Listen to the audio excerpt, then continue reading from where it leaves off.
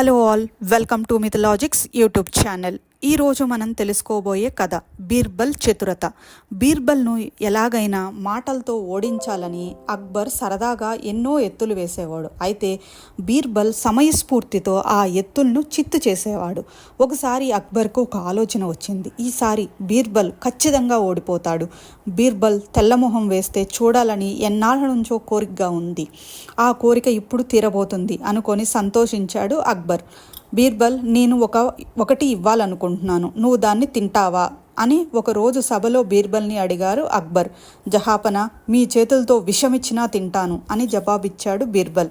మరొక్కసారి ఆలోచించుకో బీర్బల్, నీకు సందేహంగా అనిపిస్తే తినలేనని ఇప్పుడే చెప్పు. నీకు తెలుసు కదా, ఎవరైనా చేస్తానని చెప్పి చెయ్యకపోతే వారికి నేను శిక్ష విధిస్తానని నవ్వును అతి బలవంతంగా దాచుకుంటూ గంభీరంగా అన్నాడు అక్బర్. సందేహం ఏమీ లేదు ప్రభు, మీ అమృత హస్తాలతో ఏది ఇచ్చినా తింటాను. అక్బర్ ఒక సేవకుడిని పిలిచి వెంటనే ఒక కోడిని తీసుకురమ్మని ఆదేశించాడు. సేవకుడు బతికి ఉన్న కోడిని కంచంలో పెట్టి తీసుకువచ్చాడు. బీర్బల్, దీన్ని నువ్వు తినాలి అన్నాడు అక్బర్. తప్పకుండా తింటాను ప్రభు, అంతే నిశ్చయంగా చెప్పాడు బీర్బల్. బీర్బల్ సమాధానంతో ఆశ్చర్యపోయాడు అక్బర్.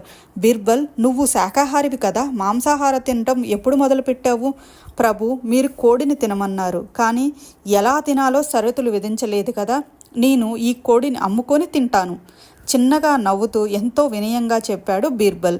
అక్బర్ ఎప్పటిలాగే బీర్బల్ చతురతకు ఎంతో సంతోషించాడు. Hope you like this video. Thank you.